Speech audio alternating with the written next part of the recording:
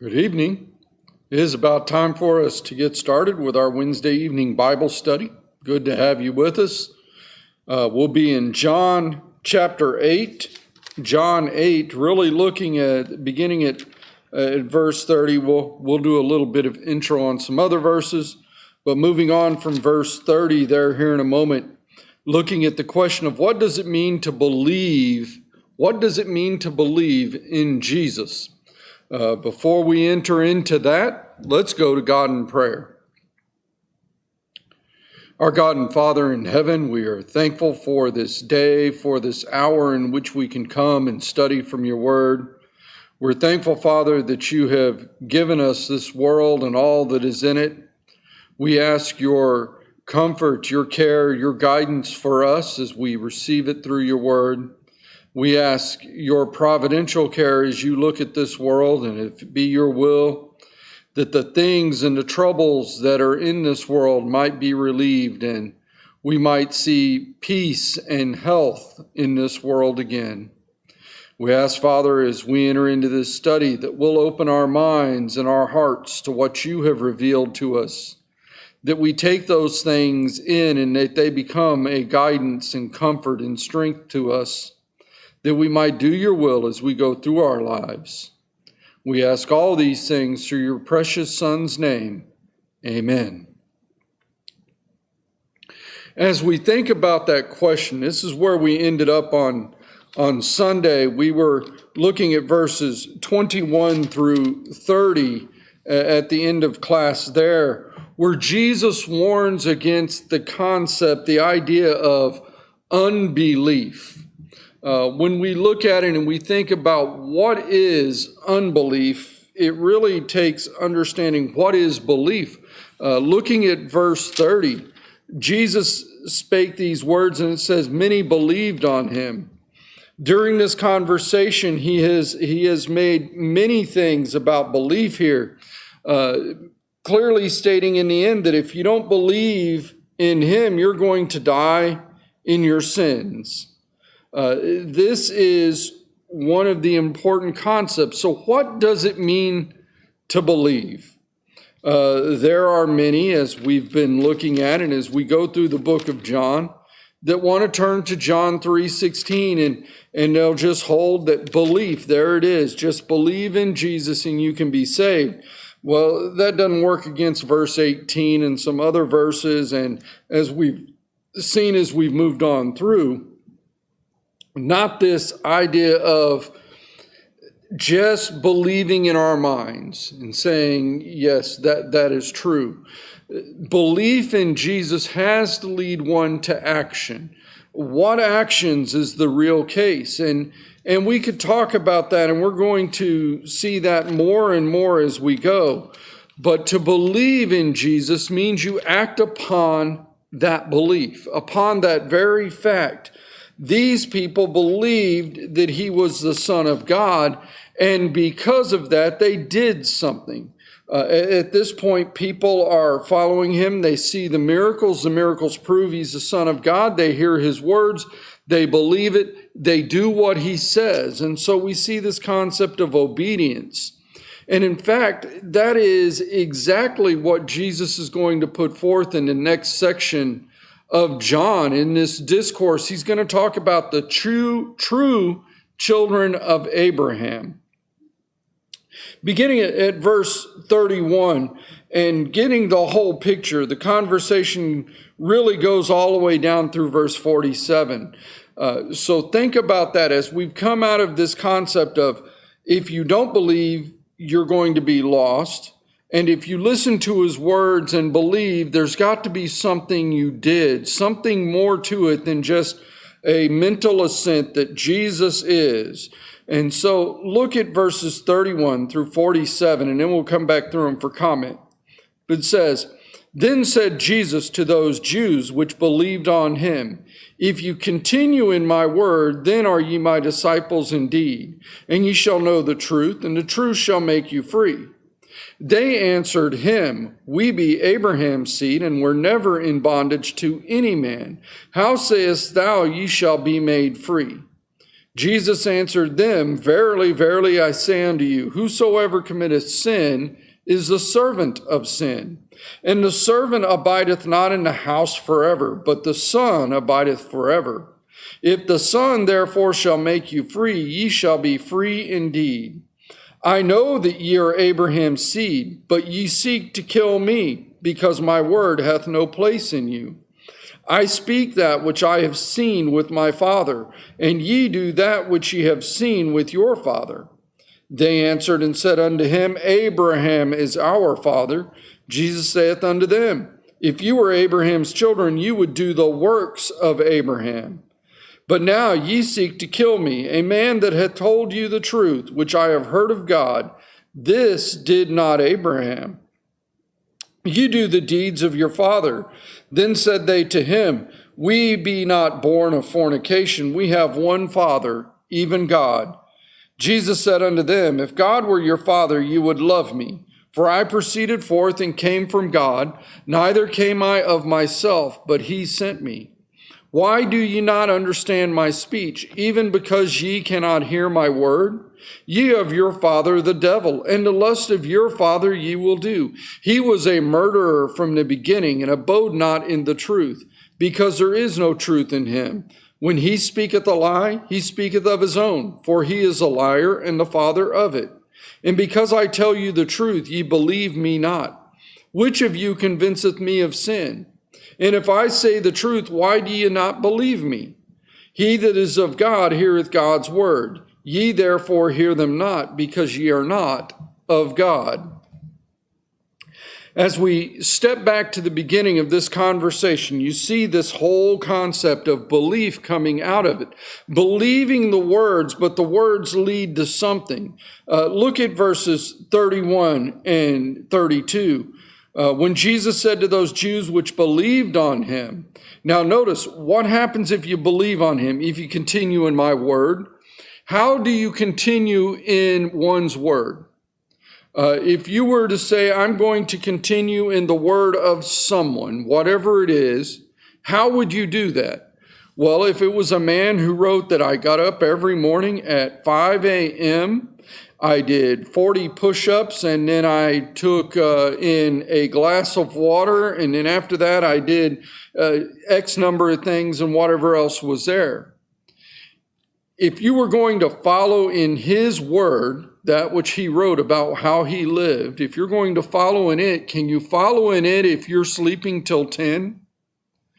It doesn't work. If you're going to follow in his word, you have to do what he says he did. Here is Jesus. You believe on me, and if you continue in my word, that is, not only now do you obey my words, not only now do you do what I say, but you continue in that. Then are your my disciples indeed. And in fact, notice verse 32, you shall know the truth, and the truth shall make you free. Now, there is much confusion, as we're going to see with the Jews over this concept of freedom. I think there is a lot of that in our world today. What does it mean to be free, and what are you free of? That becomes the key. Freedom, if we think about this country for a moment, unfortunately, I don't think this is taught the way it should be as much anymore, but freedom is my freedom to do what it is I want to do up until the point it infringes on someone else's freedom. And therefore, that's the reason we have things like civil laws and have to have police officers and rules about how you do this and that and the other. You're still free, but there are limits to your freedom when your freedom begins to infringe on someone else. That's what we often think of as freedom. Is that what Jesus is speaking of? That's going to be our question as we begin to look at it.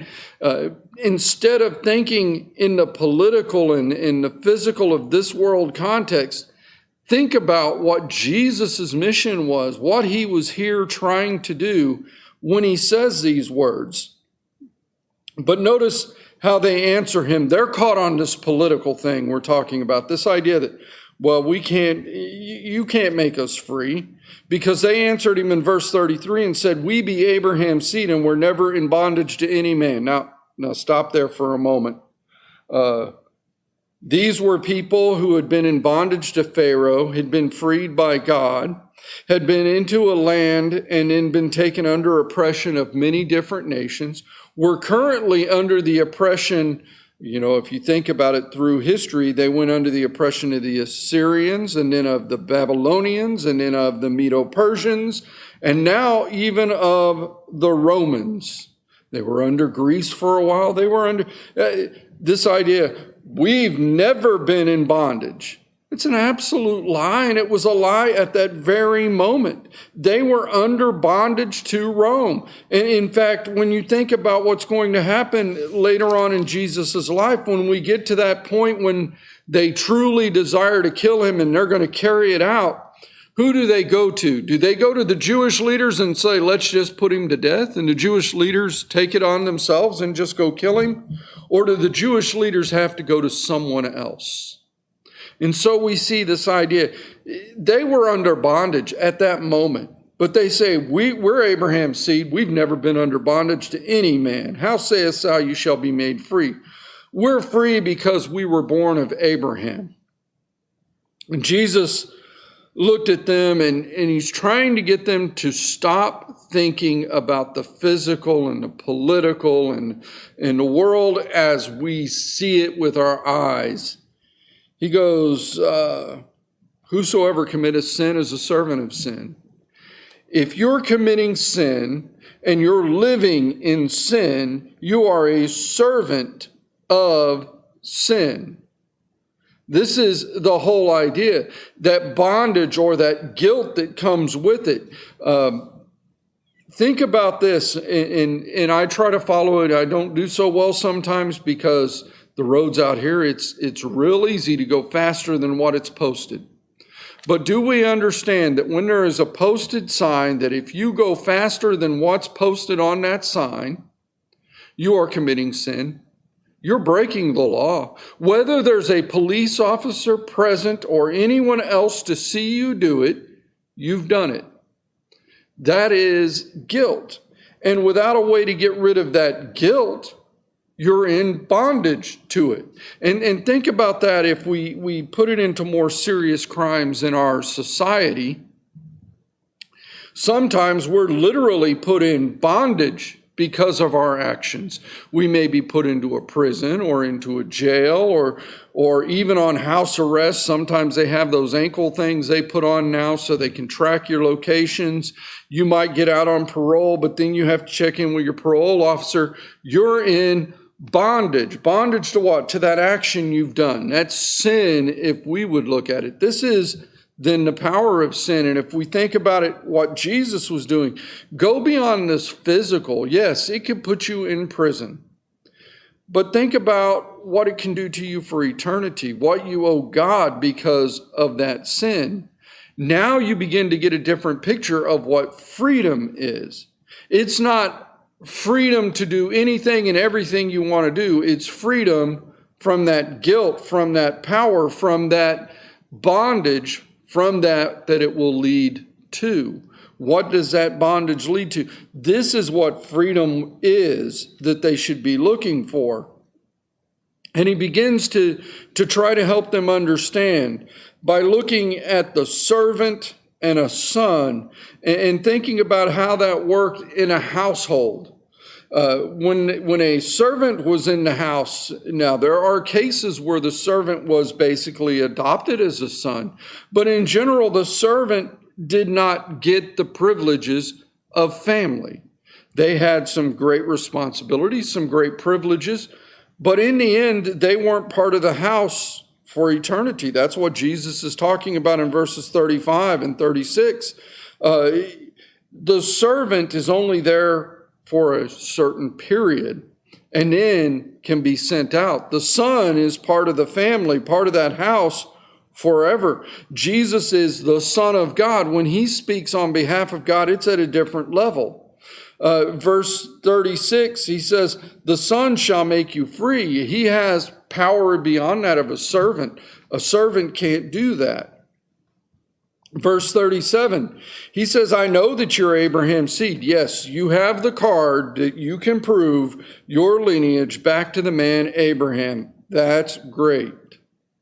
That's exactly what Jesus was saying to them at verse 37. He says, I know you're Abraham's seed, but you seek to kill me because my word hath no place in you.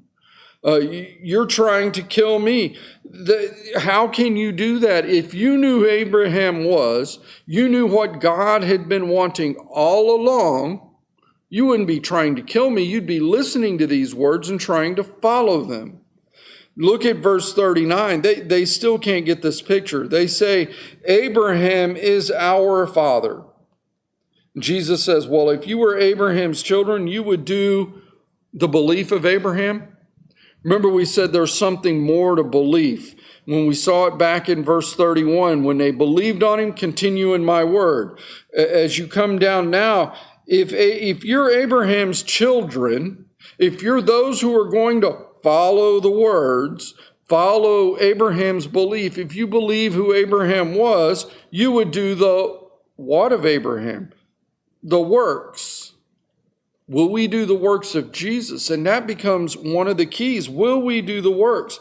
Instead, Jesus looks at them. He says, you're not Abraham's children, because if you were, you would do his works. In verse 40, but now ye seek to kill me, a man that had told you the truth, which I have heard of God. This did not Abraham. Now, think about Abraham for a moment and the kind of man he was. Abraham was a man who lied, and when confronted with it by God, corrected himself. He lied to Pharaoh. He lied to the king of Syria. He lied to tell them that Sarah was his sister, which is a truth in and of itself, but he didn't tell them the whole truth. And because of that, it was quite possible one of those men could have taken Sarah as his own wife and caused her sin and Abraham to sin and himself to sin. And so you see Abraham is confronted by God, and when he is, he changes. Abraham, when you think about Lot, who was in that city of Sodom at the time, and God sends down two angels and the angel of the Lord, most likely Jesus in a pre-incarnate form, talking to Abraham, that they're going to be destroyed. And Abraham says, would you destroy everything for 50 righteous? What about 40? What about 30? What about 20? What about 10? Abraham knew to question, but he also knew when God drew a line, there was a line. And so we see Abraham knowing when truth comes, he's going to conform to the truth. These who claim to be Abraham's children are not conforming to the truth. And in fact, rather than wanting to listen to something that's proven by these miracles, and that was the key, that Jesus had been proven to be a messenger of God, and they knew it. We keep referring back to this, but go back to John chapter 3, verses 1 and 2. Look at what Nicodemus admits that the rulers of the Jews knew. There was a man of the Pharisees named Nicodemus, a ruler of the Jews. The same came to Jesus by night and said unto him, Rabbi, we know that thou art a teacher come from God. For no man can do these miracles that thou doest except God be with him. They knew he came from God, yet they want to kill him. Why? Because it doesn't agree with what they want. Notice how Jesus leads them through that, and how we can be guilty of the same when we look at what we do in our own lives. Verse 41 going through to verse 47, but especially when we get to verse 44. But he says, you do the deeds of your father. Then they said to him, we be not born of fornication. We have one Father, even God. Here is the Jew being caught up on the idea of birthright. And birthright alone being something that really, really mattered. Now, in the old law, you couldn't be a Jew unless you were born a Jew. You were born a Jew and then had to be taught how to be a Jew. We'll look at that. If you look at Jeremiah chapter 33, verses 31 through 33 and following, you find this discussion by Jeremiah even stating that no longer will man, when the new comes, no longer will man say, here's what it means to be a Jew. Here's what it means to be a child of God. You will know him before you become one. And so you see him making that statement. This is Jesus saying the same thing. You're doing the deeds of your father, then they make the claim to be of God. Verse 42, Jesus said to them, if God were your father, you would love me, for I proceeded forth and came from God. Neither came I myself, but he sent me. They knew this. It was admitted. They knew he came from God. They saw the facts. They knew the miracles. They knew he had that power, and that power can only come from God. They knew where he came from, but they don't want to accept it. Verse 43 says, if this is true, if you're born of God, if you know that, and you're a child of Abraham, why do you not understand my speech? Even because you cannot hear my word? Then verse 44, probably one of the hardest verses when someone would say it. If you think about being the Jew who's in this conversation and you hear this statement come forth. Ye are of your father, the devil. Your father, can you imagine being accused of being a child of the devil? Notice, and we often get confused with this word lust. It says, and the lust of your father you will do. That means the personal desires, your own wants, and the wants or the desires of your father you're going to do. He was a murderer from the beginning and abode not in the truth. Remember the very first thing when we see Satan, what's the very first thing he does? He lies to Eve, he gets her to believe a lie, and she partakes of the fruit. She gives to her husband and he partakes. What did that do to them? That killed them. Now, they didn't die physically right there on the spot, but what was introduced to the world? Death. Did something die that very day? Absolutely. At least two animals had to die to make the coats of skins that Adam and Eve put on. And so we see the idea. Death entered the world. Adam would no longer live forever. At the time that he was there, he had access to the tree of life. And according to what we see in the book of Genesis, he would live until he sins. Death enters the world. And so we see the devil, a murderer from the beginning. He abode not in the truth. Look at what the first thing he does is, he doesn't go out and take some grand stick or a gun or an axe or a knife or anything else. He uses very simplistic words, lies. And when he speaks a lie, there at the end of verse 44, he speaketh of his own, for he is a liar and the father of it. He made up what he wanted to have happen. It sounds just like these Jews at this time. We're going to have it be the way we want it to be. You're unlearned. You didn't go to our schools and get our letters after your name. You're not of the Pharisees and of our ruling class. You haven't studied in our school, and in fact, you're not from a family that would ever allow you to get in. And yet, even the officers, if you remember in the previous chapter, the officers of the priests and the Pharisees understood the truths that he gave. And the Pharisees could not handle this. And so you see this idea of a lie. Look at verse 45. And because I tell you the truth, ye believe me not. These men, these Jewish men, rulers of the people, men studied in that old law, become more and more just like the little child we would see in the world today. Because I tell you the truth, you believe me not. What do? They close their ears and raise their voices. We don't want to hear what you have to say. Which of you, verse 46, he looks at him and says, okay, if it's true, if I'm not what I say I am, This is how this conversation is going. Which of you convinceth me of sin? Show me the sin I've committed. And if it's not a sin, then what I'm saying must be the truth. And if I say the truth, why do you not believe me? Now, we can see what he's trying to do. Now, look at verse 47 again. He that is of God heareth God's words. When Jesus could perform the miracles, when nothing could be proven to be a sin or to be wrong, then you had proof that Jesus was of God. He that is of God's going to hear those words. Ye therefore hear them not, because ye are not of God. You may make the claim, you may go back and say in verse 41, we are not born of fornication, we have one Father, even God. But your life tells a different story, Jesus says. You have all the evidence, and yet you choose. And there is the most important part of this. You choose not to understand and not to hear and not to believe and therefore obey.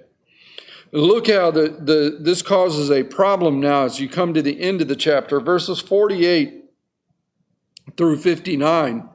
Verses 48 through 59, it's going to raise some controversy with the Jews. Notice what they do, reading those verses first. Then answered the Jews and said unto him, Say we not well that thou art a Samaritan and hast a devil? Jesus answered, I have not a devil, but I honor my Father, and you do dishonor me. And I seek not mine own glory. There is one that seeketh and judgeth. Verily, verily, I say unto you, if a man keep my saying, he shall never see death. Then said the Jews unto him, Now we know that thou hast a devil. Abraham is dead, and the prophets, and thou sayest, If a man keep my saying, he shall never taste death. Art thou greater than our father Abraham, which is dead? And the prophets are dead. Whom makest thou thyself? Jesus answered, If I honor myself, my honor is nothing. It is my Father that honoreth me, of whom ye say that he is your God. Yet ye have not known him, but I know him. And if I should say I know him not, I shall be a liar like unto you. But I know him and keep his saying. Your father Abraham rejoiced to see my day, and he saw it and was glad.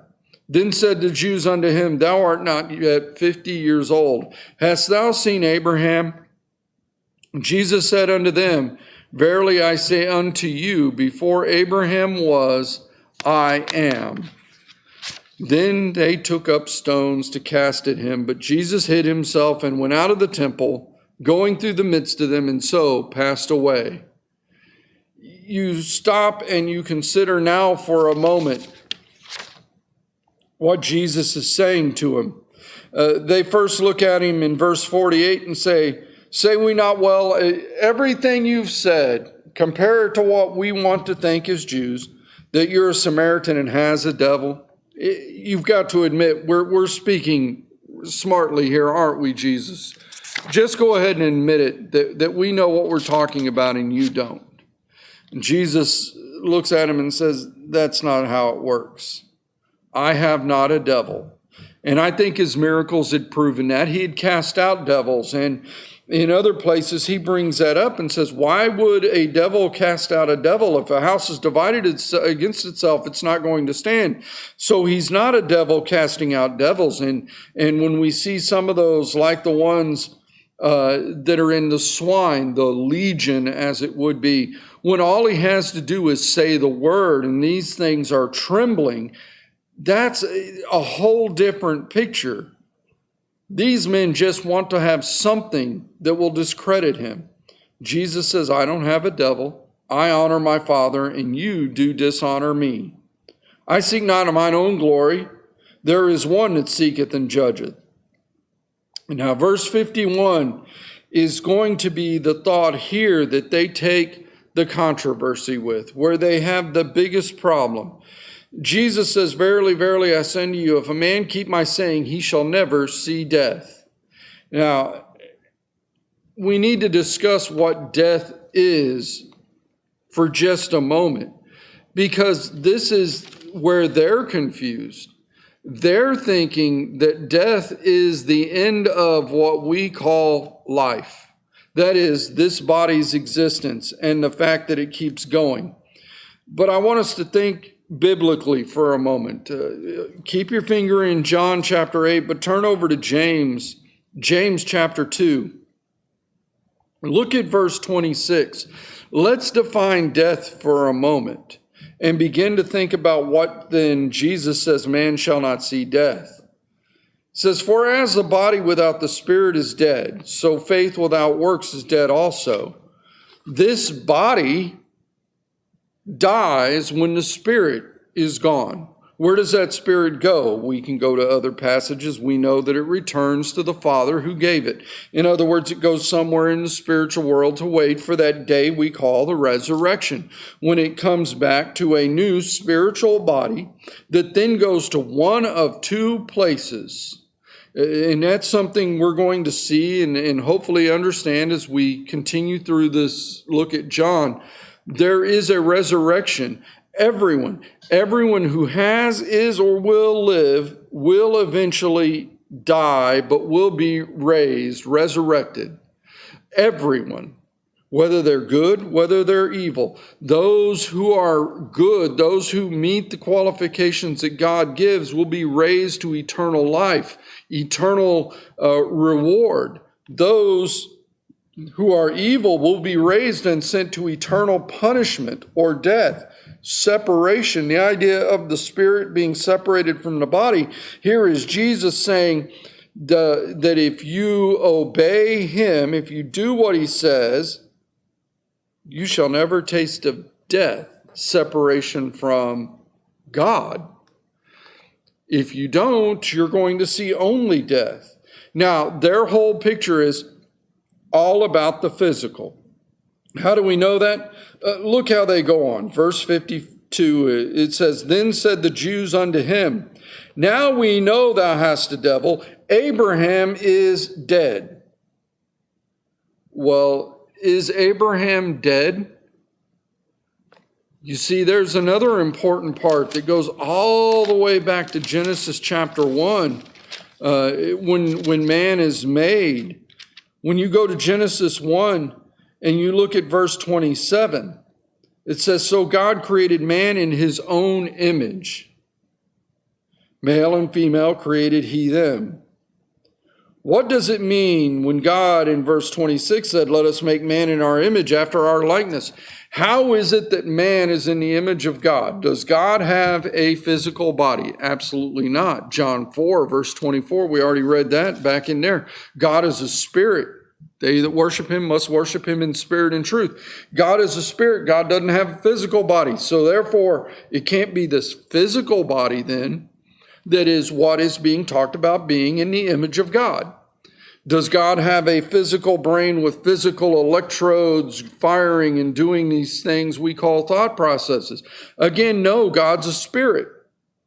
What does it then mean that man is made in the image of God?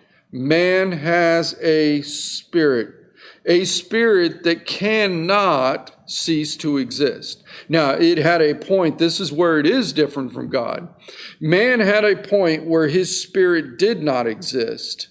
But somehow at that moment of conception, when things happen under God's natural laws now, man has a spirit that comes into being. That spirit will never go out of being.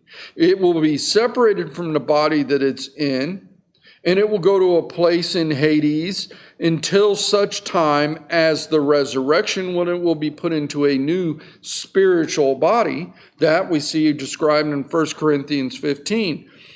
But man doesn't cease to exist. He doesn't just die. They wanted to say, Abraham is dead. The prophets are dead. If a man keep my saying, he shall never taste death. How can you say that? Jesus, how can you do that? Because Jesus knew what it meant to be in the image of God and what man truly was. They continue this whole line of being stuck in the physical for a moment. Notice they say, art thou greater than our father Abraham, which is dead, and the prophets are dead? Who makest thou thyself? How do you come up with this whole thing? And Jesus answered, if I honor myself, My honor is nothing. It is my Father that honoreth me, of whom ye say that he is your God. You've made the claim that God is your God. He is my Father. I honoreth him. He honors me. How can you dishonor me if he's going to be your Father? How can he be your God? In verse 55, he begins to explain to them, yet ye have not known him, but I know him. And I should say, I know him not. I would be a liar like you, but I know him and I keep his saying. There is, again, an important piece of this whole idea of what belief is. Jesus has been bringing this belief all the way through with this idea of who Abraham was. Now they're using Abraham and he's dead. Jesus is saying, I can give life for eternity. Yes, he can. But the Jews can't see past, shall we say, the end of their nose. Jesus tells them that your father Abraham rejoiced to see my day, and he saw it and was glad. How he saw it, I'm not going to even try to explain, but he knew there was coming a day. Did I think he knew Jesus? Yes, I think he did. In multiple ways. I think it was Jesus who spoke with him during that time of Lot. He knew who he was talking to. Your father Abraham rejoiced in this.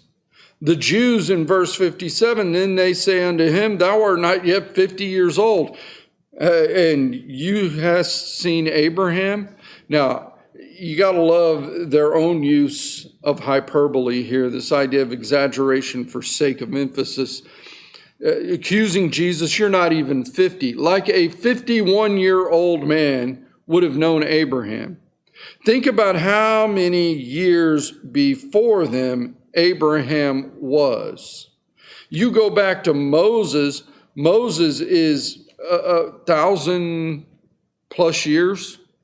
You go back even further and you get into nearly 2,000 years or more, going back to when someone would have known Abraham, and you're not even 50. How would you know Abraham? Jesus makes an important statement in verse 58. It's one of the most powerful I am statements, I think, that's there once it's put into context. Jesus said unto them, verily, verily, I say unto you, before Abraham was. Now, very important wording here. Jesus doesn't say I was, or I was there, or I knew, or Jesus says I am. This idea of time as we know it does not apply to God. Jesus being God says not that before Abraham was, I am. In other words, at the same time, he is an eternal creature because of that. You get some idea of this in some other passages. In fact, Isaiah 43:13. Speaking of the servant and on behalf of God, it says, yea, before the day was, I am he, and there is none that can deliver out of my hand. I will work, and who shall let it? God saying, I am. That goes back to Exodus when Moses needed to know. When they ask, who are you? What should I say? Just tell them was, I am has sent me. The I am. There is Jesus. I am. He's not making any crux about it. And in fact, that causes them in verse 59 to just pick up the stones and be ready to cast at him. But Jesus, it's not his time yet, hides himself, gets out of the temple, and passed by. But you see the idea. I am. They couldn't take that. They could not believe that God could be walking amongst them in the flesh. And yet, here he was.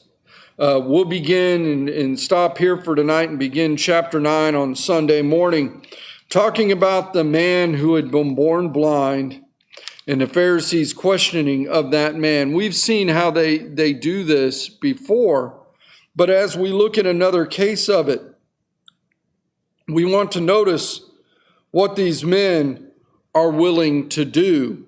and a difference in how Jesus does healing depending on when a man is in his own belief state. And so that's what we're going to begin looking at Sunday morning. Let's go to God one more time in prayer and we'll be done for the evening. Our Father in heaven, we are again thankful for all that you have done for us and for this time we have been able to spend studying from your word. We ask that we take those things that we have seen and heard, that we will put them into our hearts. They will guide us. We will shine forth. Men will see your glory and be called into the kingdom. We're thankful for your Son who came, lived that so perfect life, and then so willingly allowed himself to be hung on that cross, to be buried, but then to arise and to offer us that hope of eternal salvation. For it's in his name that we pray. Amen.